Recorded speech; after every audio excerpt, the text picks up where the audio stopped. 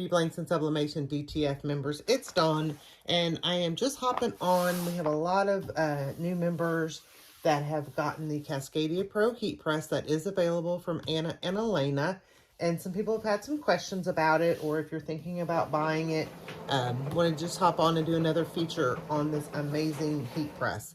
So this is a 16 by 20 heat press. It is a beast of a heat press. It is well built. It is sturdy. Absolutely love my Cascadia Pro. And I'm not just saying that because I'm affiliated with PNW. For those that have been around for a while and have watched my videos and saw my old heat press that we happily named Squeaky, this was just such an upgrade for me, and I absolutely love it. So I just want to show you some features of it. So you have your pull-out drawer here, which I love. Keeps you from working underneath the heat there. So you can pull it in and out. It does come with different pull-out bottoms. Anna has a bunch of different ones available. She's got a sleeve one, different sizes. So you may not want, you know, the big one on here. And very easy to take off and on. So there's just this lever. You pull it that way. You take it off. Put on your other one. Get ready to switch back. You just put it on. Do your lever. And it's back on. So very easy to change those out. So take a look at those. Like I said, it is a 16 by 20. It comes with the cover on the bottom. It does not come with the cover on the top.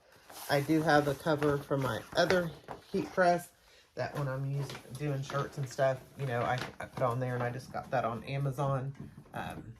So when you're doing sublimation, you know, just make sure you're using your blowout paper and that's off. So I just put that off and on. I always leave my heat press open. That's just what I've always read, so I leave it open. Okay, so we also have two different handles on it. So if it's sitting low, you can use this top handle. Mine kind of sits high on my island in my office, so I usually use this one, but very easy to pull up and down. Okay, you have your tension knob here, so this is going to make it, you know, if you need it to be tighter or you need it to be looser, you just move this. Okay, once you close it, let me find something to put in there. Just have these placemats from Anna. So once you close it, it will tell you, and I'll show you on the screen, what your pressure is. I usually do most of my things at 3, but that's not going to show until you close. So if I open this up, it shows 0 because there's no pressure on it right now. So once I close it, then it's going to show me the pressure. So this is how you do your pressure. So this is your pressure knob. Twist lefty to loosen, righty to tighty. Huh? That was funny. Okay. It also has the auto function for off and on. Let me set my timer, and I'm going to show you this too, but I just wanted to show you this. So I'm just going to set it for 10 seconds. Okay. So I can move this here. If I flip it over, I'm saying I want my auto on. It always gives a 3-second countdown, and then it automatically lifts for you. Okay. If you have it on auto and you decide, oh, I need to open it, there's a green button on the side that you just press and it will open. If you don't want to use the auto, you just turn the magnet up, and then you still are going to get your 3, 2, 1 countdown, which I love. So 2, 1, and then I just manually have to open it. But what I love about that is that if I'm doing sublimation and I've got something in there for 60 seconds and I'm trying to multitask, then it gives me that warning like, hey, we're about to go off.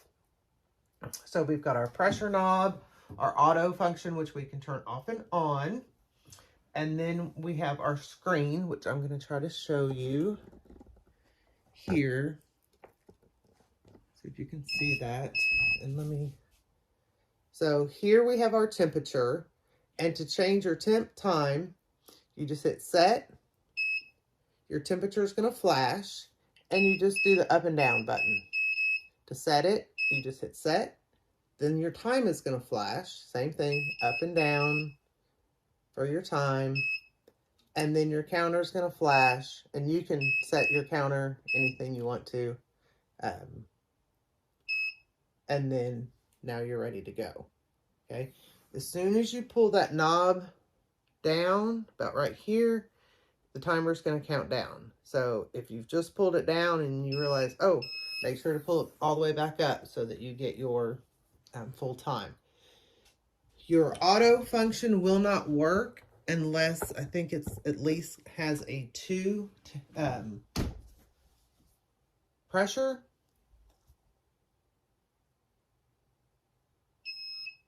Oh, which I didn't put the auto on. So make sure your pressure's at least 2. I think it's 2. It's 1 or 2, but I know it's at least 2 and above. Okay. So this is the Cascadia Pro Heat Press. She is amazing. And like I said, Anna and Elena both have them available to ship. So make sure to grab yours today if you're looking for a great heat press. This one will not disappoint you. Absolutely love it. It's got the self-leveling platen, so if you're doing something thick, it turns, like I don't want to do that.